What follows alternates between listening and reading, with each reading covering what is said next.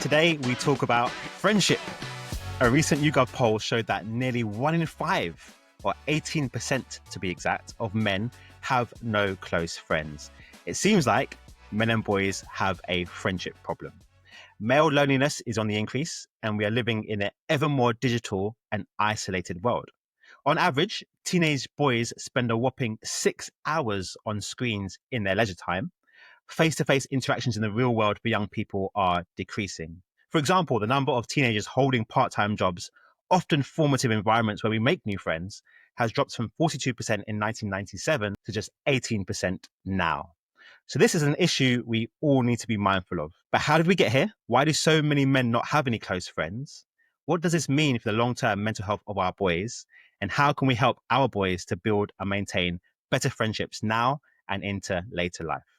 So today we are joined by author and speaker Max Dickins. Max is the author of Bully No Mates, How I Realized Men Have a Friendship Problem, which has been translated into multiple languages and is currently being adapted for television. Very exciting. Max's writing has been featured in The Observer, Sunday Times, Daily Mail, and GQ. His most recent project is the audio series In Between Man, an 8-part scripted podcast exploring modern masculinity for the confused gent and anyone who knows one. Welcome, Max. How are you?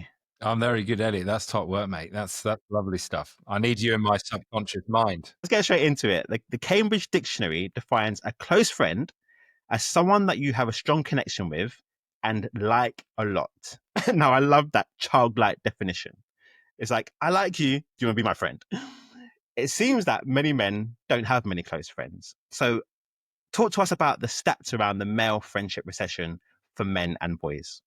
Yeah, well, it's great to be here. And I should say that the male friendship recession is a phrase that actually emerged since I wrote the book. And I'm really glad someone's coined it, because one reason why I wrote the book was I got engaged to get married, realized in that moment I didn't have anyone to be best man, and did what most people do when they're facing a personal crisis, which is Google it, and realized that all the social science, since they started measuring friendships, social networks, that sort of stuff in the early 70s, men have had fewer friends and especially fewer close friends than women.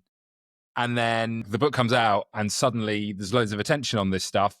And then this phrase is coined, the friendship recession. So in terms of stats, they're pretty impactful. And then I think they really connect into young people as well, because I think loneliness used to be something we associated with older folks, but actually it's increasingly for young people as well. 1990, 55% of men said they had 6 close friends. By 2021, this had dropped to 27%.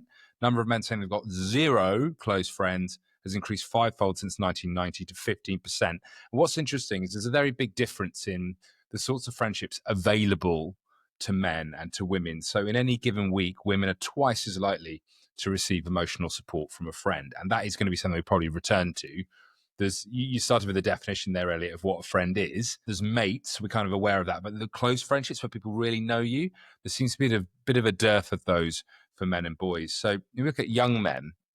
In 1990, 45% of young men said they would turn to friends first when facing personal problems. That's down to 22% in 2021. And 28% of men under 30 report having no social connections. So I recently got asked to speak at a Parliament event for something called the Great Friendship Project, which is a lovely NGO, and it's especially focused on young people.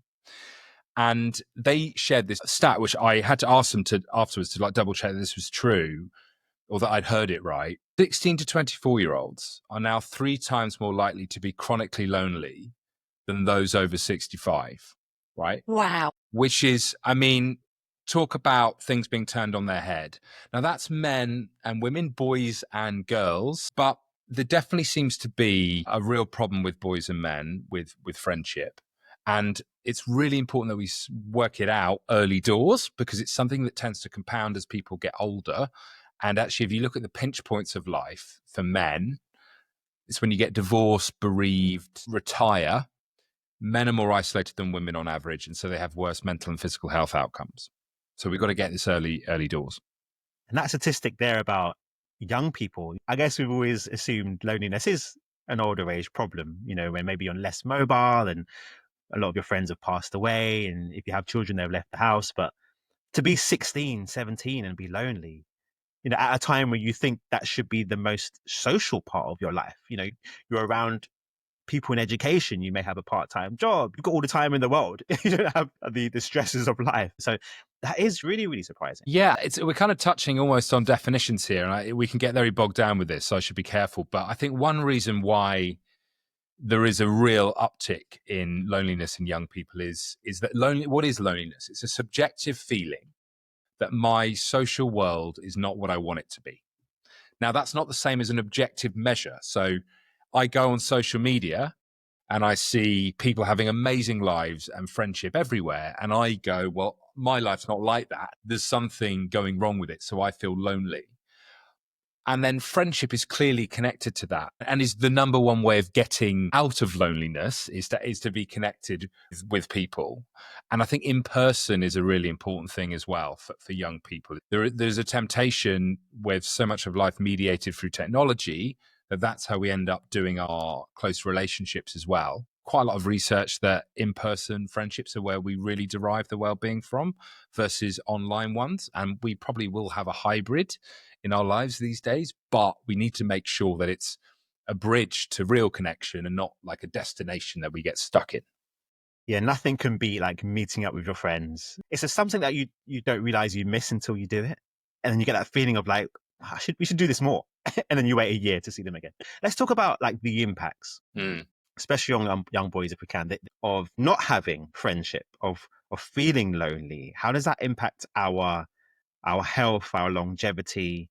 How does it impact the people around us as well? Yeah, so great and important question. What surprised me when I looked into the research here is that being lonely is worse for your physical health than smoking 15 cigarettes a day, being obese, drinking to excess. And the reason for that is it literally, being lonely, fills our body with all sorts of chemicals and cortisol that inflames our body and makes us physically ill. So I always thought about friendship would be important for mental health, but what about physical health? Actually, physical health, it's massively important. And if you look at the longevity stats, Elliot, as you kind of suggest, it is such a key criterion how long you're going to live is how connected you are. But then there's also profound connections to mental health, which I think for boys and young men is really crucial. There's a real correlation between being lonely and anxiety and depression. And that works in both directions. If you're anxious and depressed, you're more likely to drop your relationships. And if you don't have relationships, you're more likely to become anxious and depressed. And I think it's also, friendship, a real access to lots of things that are super positive in your life. So, for example, discovering out who you are, what you might be interested in. Our friends create us, in a sense. They open doors into places we might want to go. I mean, metaphorically, sometimes literally. They can also be quite negative for us if they're negative people. So it's really important from a constructing yourself point of view. I think also we've heard a lot recently around toxic influences for young people. I think one of the attractions of these murky basements of the manosphere is that it offers comradeship, or a sense that you have a gang. And there is something, it's part of human psychology.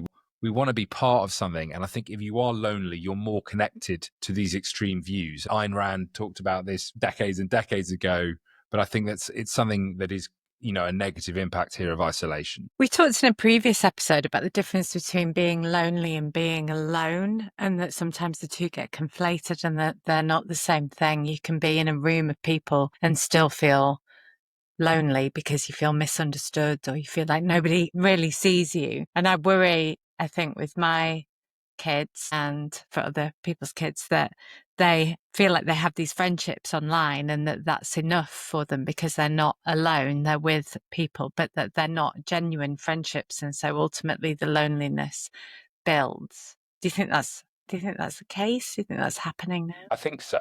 I think again, we're touching into definitions. So a close friend for me is someone who knows me on an intimate level and I know them on an intimate level. It requires for me to disclose to you part of my inner life, my inner world, and for you to reciprocate in kind. And that sort of relationship is what makes us feel less lonely on an emotional level. And I think there are certain friendships, such as the ones online, which can't get at that part of us. I think the way to think about it is it operates as a system. We don't need only one sort of friend. We need all sorts of friends for different things at different times. And I think the problem is not that we have some friends that we hang out with online. It's that we need access to certain friends who we really can share an intimacy with. And for a lot of boys and a lot of men, they don't have that. And that really is one of the central differences, I think, between the male and female social worlds, is that women often have much greater access to those intimate, emotionally supportive friendships. Yeah, for me personally, I've definitely had to really evaluate the effort I put into my friendships. I found when I was younger, I was surrounded by loads of people and friends, and through university, I think after fatherhood, it became quite small. And I really had to make an effort and be like, look, I need to invest in this. I need to like actually try, because the friendship isn't just going to happen. And a lot of my friends moved away to different areas. So it's very easy just to not see people for a while. But I think what you're saying there in regards to different types of friends is really important, because I think we can have friends that we have those deep chats with, and that's really good. But also just a friend that you want to have a drink with and have a laugh with, and it's not too deep. That's valuable too. And being able to have that spectrum of friends, I think, is really interesting. Absolutely. And solitude might be part of that mix. I actually mentioned that In Between Man series I've done. I did an episode on solitude, and actually speak to men about solitude, and I assume it's similar for boys, is it's a way of dealing with intense emotions. So they've got the theory of tend and befriend, that when women are feeling stress, their go-to is to be with other people and to mutually soothe. That's like how they deal with stress, where men tend to isolate themselves. Now, you could see that on one level as a bit pathological and not very healthy, but actually when you hear men talk about solitude, they'll often go, I need to just go and decompress, and it's an important part of my mental health to have that access. So you hear all this stuff around man caves, and it can become very, cliched and gendered and, horrible.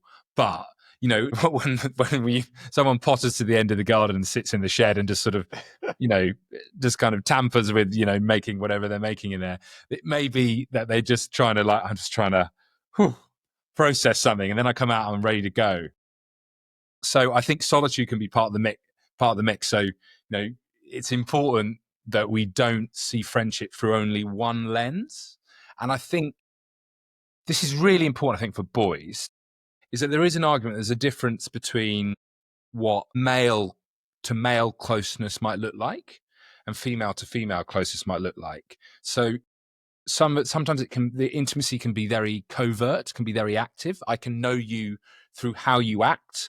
As an example, some of the best friends I ever had in my life was when I was on the stand-up comedy circuit for about a decade. Right. And we drive to gigs. We do these gigs. Often we bomb and do really badly. Or we'd be at the Edinburgh Festival and we'd be exhausted and we'd be flying all day. We were in the trenches together. And I felt like that closeness of like having a spot on the horizon and a shared, project and ambition, that for me really felt intimate.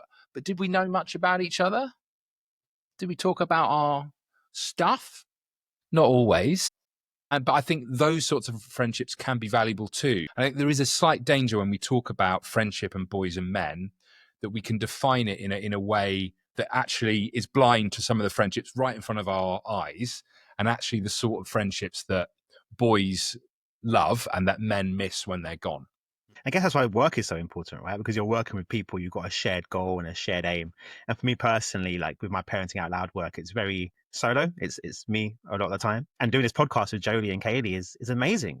Two of my friends. Can I call you friends? Yeah, well, I hope so. Yeah. Of course. God, imagine she went, nah. No, I don't think we're there yet, Elliott. Strictly professional. Well, me and Joeli have been friends for a while, but Kaylee's my new friend, our producer. I take your point though about the work thing being really important.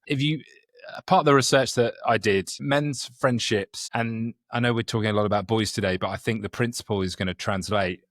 A lot of men's friendships revolve around work, and it is because our intimacy is often quite instrumental or based around a task or a project. Now, that can become pathological in excess, but I think it's important. And actually, One of the really successful interventions into adult male loneliness has been a thing called men's sheds, where blokes get together and they make a men's stuff and they have a cup of tea afterwards. And I visited one and they were great. And a lot of people weren't doing the kind of, oh, I'm making an ashtray thing. They were just having a natter and a cup of tea, but they needed the pretense to be there. But there's something about the shoulder to shoulder stuff that helps men share, but also gives them a sense of intimacy that might be slightly different from let's lay everything out on the table right now. So it's about diversity of relationship and having access to both emotionally connected friendships and other sorts as well. So looking at that stat around, male friendships and the recession, especially in male friendships, how do we get there? Where does it start? Do boys have friends? Is there the idea that boys have loads of friends at school and then it just goes wrong? And if so, when does it go wrong? What's happening in the journey of a man's life to get to that point where they don't have any friends when they grow up? So luckily, there have been quite a few people who've looked at this, and I've got a chapter in my book about how this happens or what they say happens. So in a nutshell, and parents may know this from personal experience, if you look at boys and girls in the playground up to sort of 5 or 6 years old, quite hard to tell them apart in terms of how they interact with their friends, behave in quite similar ways. And then it seems that as they approach pubescence and through that, you see boys starting to act like men, inverted commas. The girls start acting like women, inverted commas. And then the friendships then do start looking much more like their adult iterations. And so these developmental psychologists, people like Judy Chu, Niobe Way, they coin this phrase, the arc of disconnection. So essentially that's when boys are disconnecting. It's coming out of that as they start to look like men. Niobe Way would say, and she did lots of interviews with boys in pubescence, adolescence, and they would start going from talking about their closest friends when they were boys in almost romantic sense, in terms of like, I love this guy, through to almost coding friendship as feminine, childish, and gay. So there seems to be this disconnection through that time. Essentially, I'm absorbing as a boy ideas of what it means to be a man in a friendship. But at the same time, as you go through adolescence, you start having the hormones of an adult, and that's what changes your sex organs and everything like that. And that perhaps someone might explain it as going, actually what they're doing is learning some of these ingrained stuff. Are there cultural differences? Because, of course, in other countries, men have different types of relationships where they'll kiss each other, they'll hug each other, and they, men socializing is seen as part of everyday life. It's something that they should be doing. And, of course, like if you go back centuries, then male relationships were different again, where certain parts of Greece, there was men had to have in very intimate relationships. That was part of them growing up. So are there cultural differences in how friendships manifest and how lonely people feel? So, I mean, I'm really glad you brought up the thing about friendships in the past. So this is ancient Greece through to the Renaissance period. Again, I get at this in the same chapter in my book, Billy No Mates. But we used to gender close friendship as male, and women were considered incapable of having close friendships because, the same old sexist stuff, they're too thick. That was kind of the idea, is that in Renaissance, it was about conversation and talking about highfalutin things with a model of friendship, is my point. And now it's almost like the opposite. We frame it in culture in the opposite way. I mean, perhaps something that is relevant here is that homosexuality, it seems absurd to say, but as a concept, really only came into something that we'd think about in the late, in the late 19th century, early 20th century. That's when we started having the idea that there was a thing known as homosexuality, and it was a culture and a set of behaviors, and therefore that seems to be where some of men's behaviors in relationships has changed. So if you look at Abraham Lincoln, he used to share a bed with his best friend when they were away on trips, right? And no one blinked because no one was gay. If they were gay, it was considered some sort of moral aberration, and it was completely different how we think about it.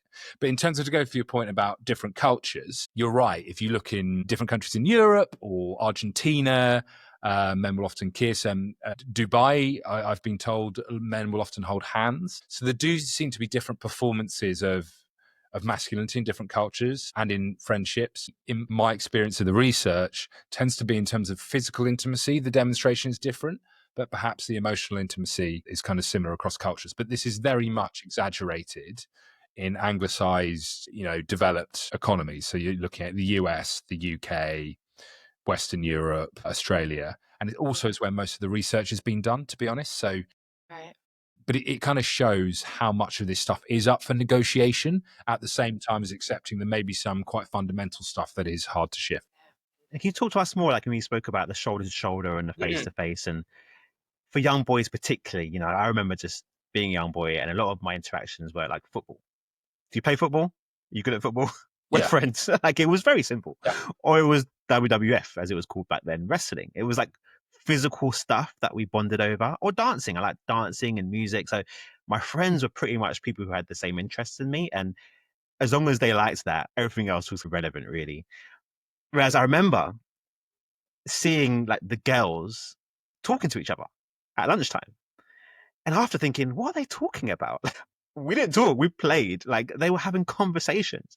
And it wasn't until afterwards I really thought about it and thought, what's behind that? Is that nature? Is that nurture? So really good question. So if we're talking about how do boys and men end up having fewer friends than women and less connected friendships, there's basically two main kind of theories. One is this kind of arc of disconnection. It's the culture, norms of masculinity. So we bring unspoken rules to friendships, like it's all going to be about banter. It's all going to be about keeping it light.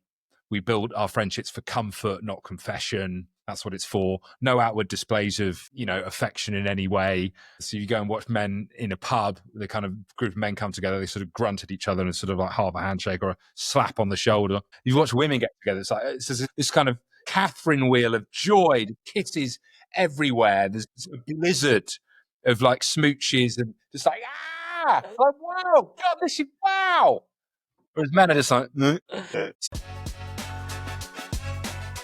So, Elliott, you very luckily have your parents close by and they do quite a bit of childcare for you, but they go to Grenada for 3 months every year. What do you do when they're gone? How do you look after yourself and your relationship? Well, I feel very sorry for myself. Going to Grenada is amazing for them, but it's not so great for us. Luckily, we have Bubble.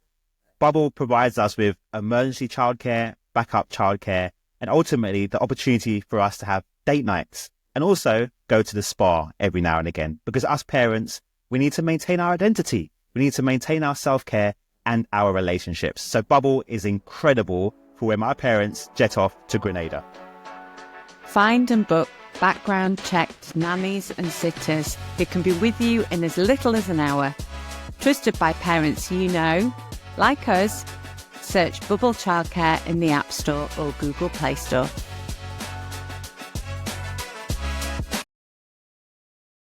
So we do have these unspoken rules, probably get them from culture.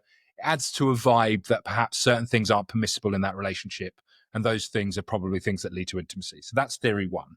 Sorry to kind of like recap that, but I think it's quite important because theory two, to go to your point about football, is that fundamentally men and women socialize and bond differently. And this comes from evolutionary anthropology. It's since been tested in cross-cultural studies. It seems to emerge quite young, these preferences, and in different cultures. My personal view is this is pretty robust stuff.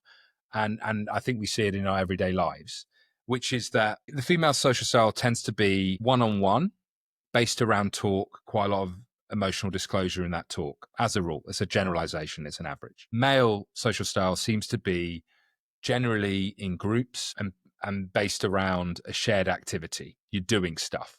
Activities are the main course of the social feast.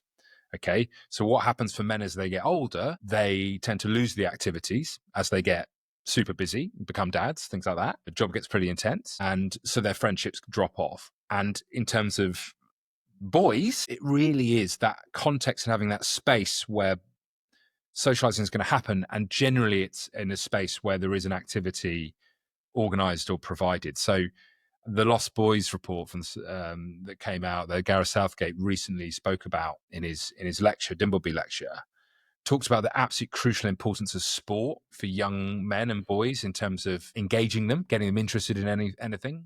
But I think, in one sense, there would be a lot of boys who go, well, actually, I don't like football, which is fair enough.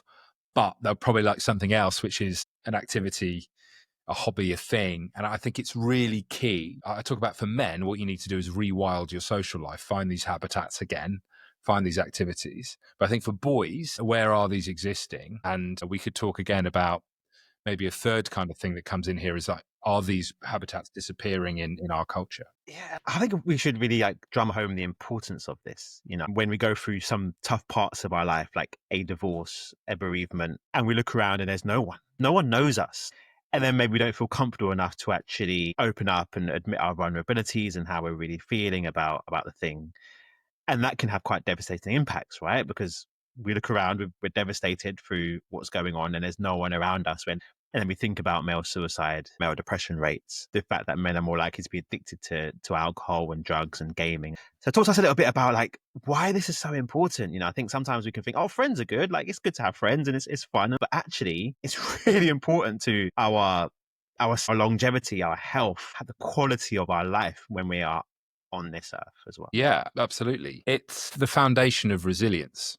So I think often resilience is a very popular concept in modern culture. It's a link to productivity, self-improvement culture, which especially I'm kind of quite obsessed with self-improvement culture at the moment. And I think it is quite gendered. Women tend to get pumped full of wellness guff. Men tend to get pumped full of productivity guff. And resilience is part of that. We think of resilience as gritting your teeth and getting through it. And it's like you kind of measure your resilience in the kind of units of pain you can swallow down and endure, right? But actually, the research is pretty thorough, and we know this from our anecdata that our relationships, when the going gets tough and things get hard, and everyone will have a hard time in their life, it's our relationships which provide that safety net and do make us more resilient before we get to the point of crisis. The Samaritans did a suicide report. As you can imagine from the Samaritans, it's a very well-respected document, and the biggest risk factor for male suicide was a lack of social support. Because what social support tends to do is not only does it make you less likely to become anxious and depressed, but it means you're less likely to get to the point of crisis. And I think it's a support group, and that's why friendship is so strong. I think as well, as a woman, from my perspective, it's a lot of pressure on other women when men don't have the friendships and the support groups that they need, and we become everything. We have to maintain our own friendships, which is work. You invest an enormous amount in it. We've got kids, we've got jobs, and then we're also acting as everything for a male partner. And I know many of my friends really struggle with that. It makes the relationship less of a relationship because you don't want to be everything to one person. Yeah, absolutely. And when I go and do events and talk about this stuff, I get so many questions from women saying, "Can you sort my husband out?" I don't mean beat him up. I mean, can you could you be his friend? Yeah, because he's kind of often what happens is when men get into relationships, they kind of turn the female side of that into the HR department. And it's your friends are my friends now. I'll stop organising anything and we'll just hang out. And yeah, it's not healthy. It puts a lot of pressure on the women. And I think also think about why you like someone.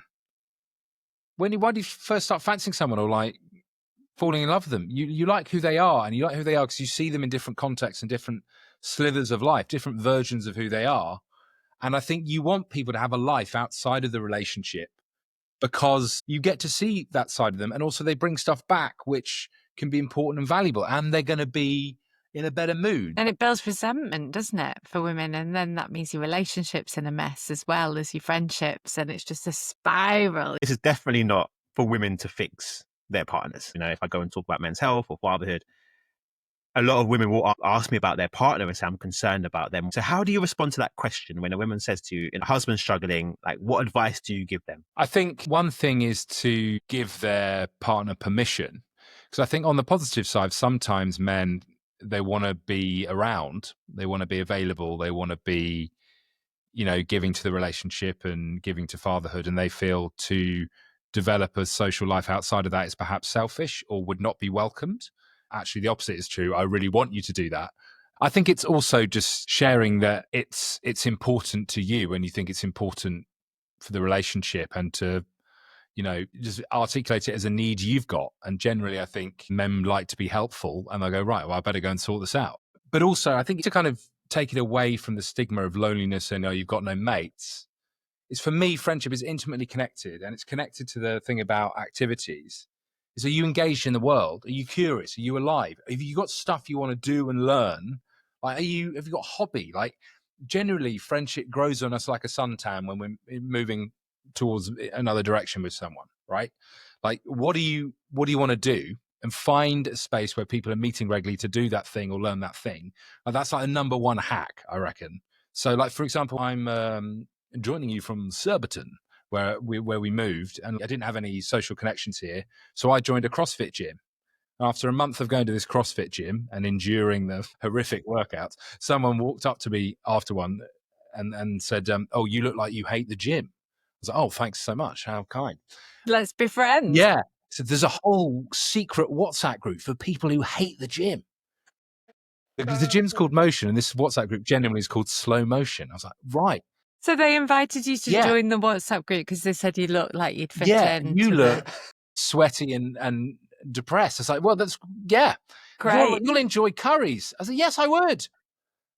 I love that. I want to be funny. in this WhatsApp group. That sounds like my sort of WhatsApp group. You join them, we'll have to do this is always what happens with WhatsApp groups. There's always a spin-off WhatsApp group. They're like Russian dolls. You kind of keep some being spin-offs when, the group gets smaller and smaller down to a core of people. This is what's happened with, I don't know if you recognize this with men, Elliot. Sometimes there's like different levels of WhatsApp group for different levels of appropriateness of joke. And like you find the WhatsApp group gets smaller and smaller. And then it's just kind of two people at the end just permanently insulting each other.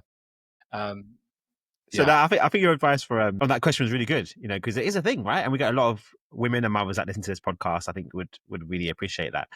Let's talk about parents then. So for parents who are concerned about their children, especially their boys, maybe not a lack of friendships right now, but just thinking about how do they ensure that they are able to build and maintain those friendships over the course of their life. Is there things that you think parents can really be actively doing now just to help their sons? Yeah, I think one of the biggest things we need to do is diversify what a successful male life looks like.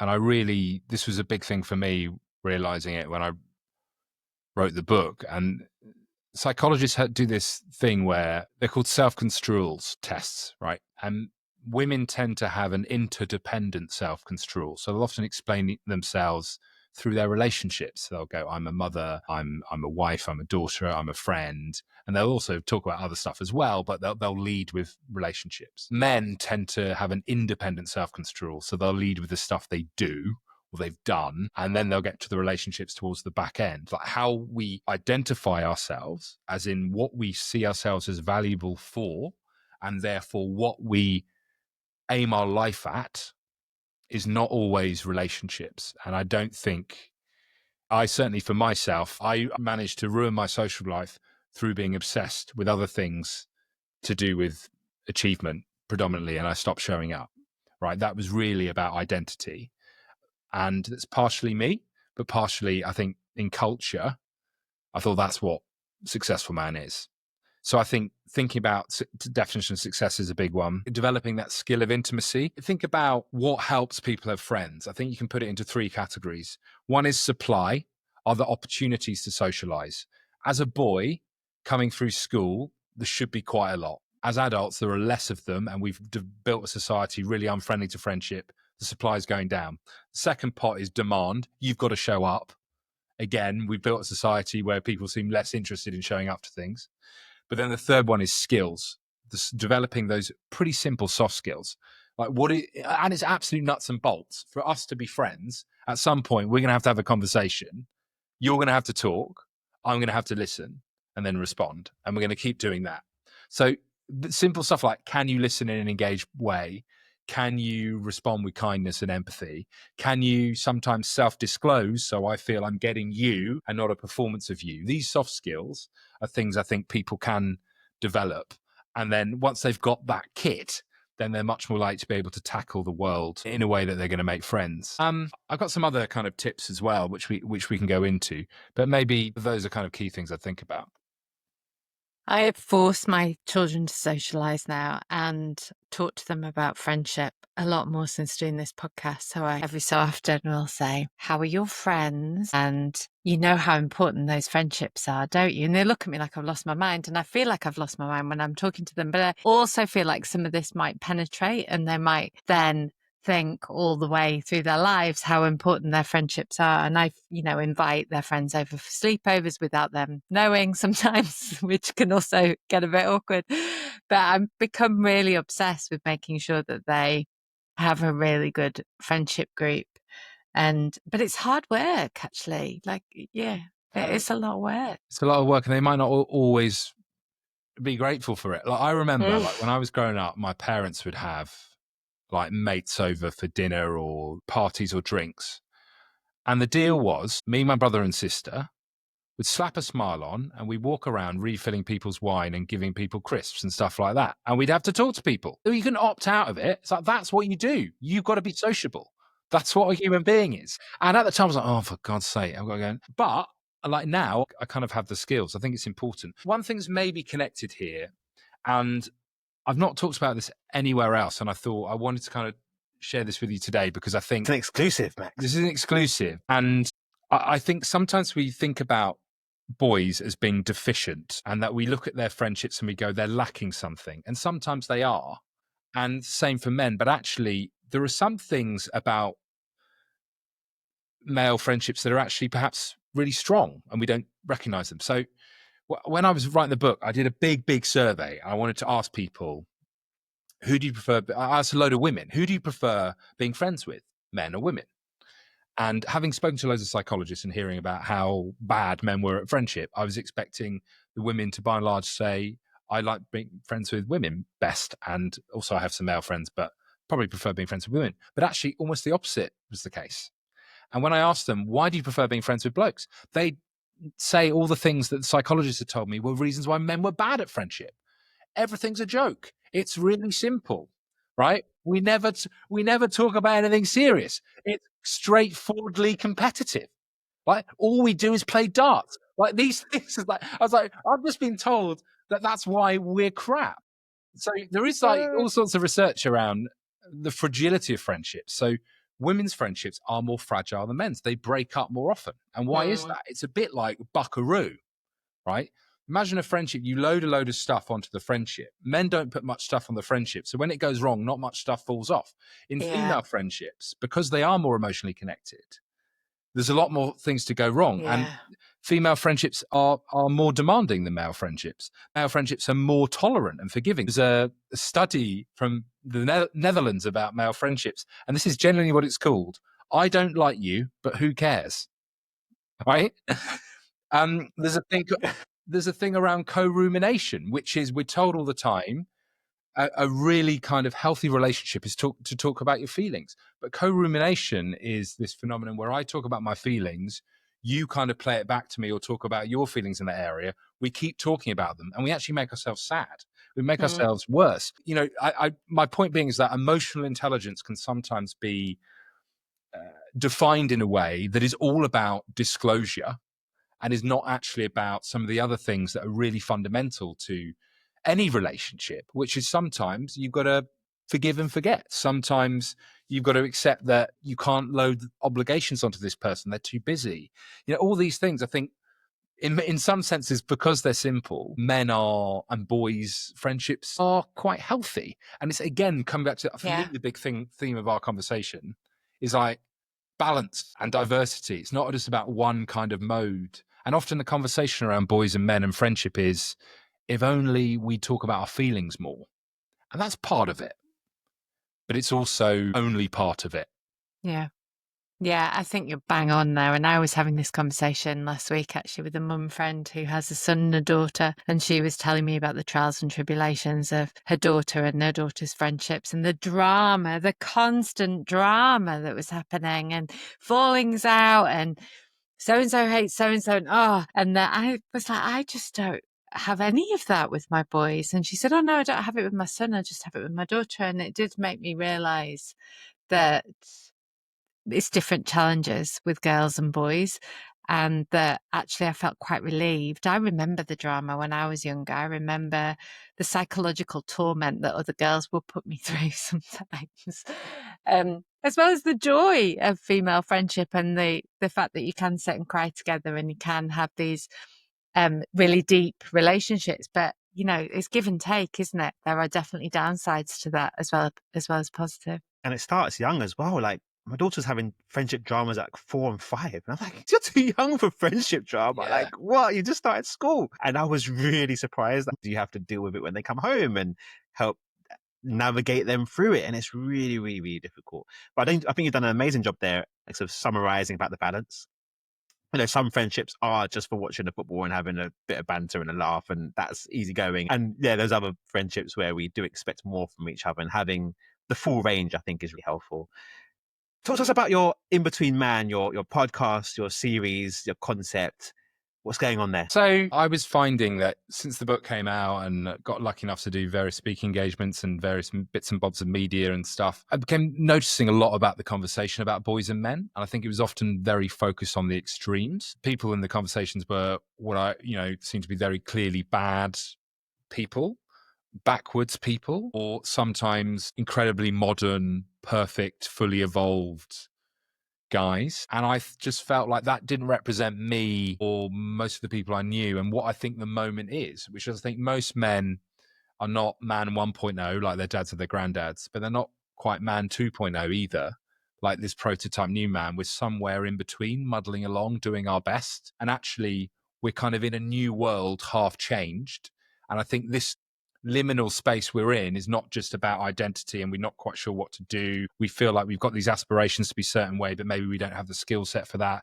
There are some changes that have popped up which we think maybe, actually, I don't agree with that. That seems like a contradiction. And I think I don't see the conversation honoring the messiness of it. Like what we're in at the moment is one of the biggest renegotiations of culture of all time, which is a completely different pair of gender roles, right? And we're coming into a world where men and women we're equal, right? And that is a really, really different space. And I think there needs to be stories told about what it's like to be muddling through. And that for me is I was trying to coin a phrase of what I think that is, and it's the in-between man. So that series is 8 different episodes about different topics. One's on friendship, one's on fashion, one's on babies and that decision, one's on success, one's on self-improvement, but that always going through the frame of what's it like to trying just muddling through and trying to work out what you think about this stuff and trying to do it in a way that is kind but also authentic. And I think for me that moment we're in is we need a bit more attention on those guys, I think. Yeah. And reflecting the nuance, we started this conversation before we were recording about TV and you were on Loose Men this morning. Yeah. And just the fact that it's like, okay, we can have this conversation in 90 seconds and 2 sides of it. You've got 1 minute to make your point. And a lot of the conversation is like sound bites. It's what do you think in 3 minutes or less, rather than the nuance where I think most people sit in between and actually want to have a conversation. Yeah. And I was thinking in the studio today, and I thought it was firstly amazing that this stuff is happening. Like 5 years ago, this wouldn't be happening. And actually the whole conversation from everyone who contributed was really inspiring and positive, and I thought it was great. But I also felt like the people that talk about this stuff tend to be professional broadcasters. I was like, and media personalities. And I was like, the average person is not like you. Their life is maybe more complicated, or they're not professional communicators. They're not like extroverted and completely have it all worked out emotionally. So I think we need to hear from more people who are kind of, your average Joe, because that is where the messiness is. And they're trying to work it out. They're trying to work it out at home. They're trying to work it out in the playground, work it out in the bedroom, work out the whole thing. Thank you so much, Max. It's been a pleasure. It always is. You're giving us some amazing insights on friendships and some really good tips, actually, for the parents listening about how we can support our boys. So thank you so much. No, I loved it. Thanks so much for your wonderful questions and insights as well. Thank you. Thanks for listening, everybody. We have been To Be a Boy podcast, and I hope you took so much from that conversation. Thank you to Max Dickins, incredible author, speaker, taught us so much about male friendships and what we can do to support our boys in building fruitful, lifelong, really, really good friendships. Get in contact with us. We want to hear from you, your thoughts, suggestions. Email us at tobeaboyteam@gmail.com. We'll see you soon. Signing out, To Be a Boy Podcast. I'm a transformation director with 15 years experience helping businesses make major change. I bring a deep understanding of problem solving, trend analysis and stakeholder engagement. I'm able to operate at both executive and team level. I'm personable and pragmatic with a huge passion for my work. Pregnancy and maternity discrimination shreds the careers of 74,000 women every year. At Pregnant Then Screwed, we can stop it. Visit careershredder.com to show your support.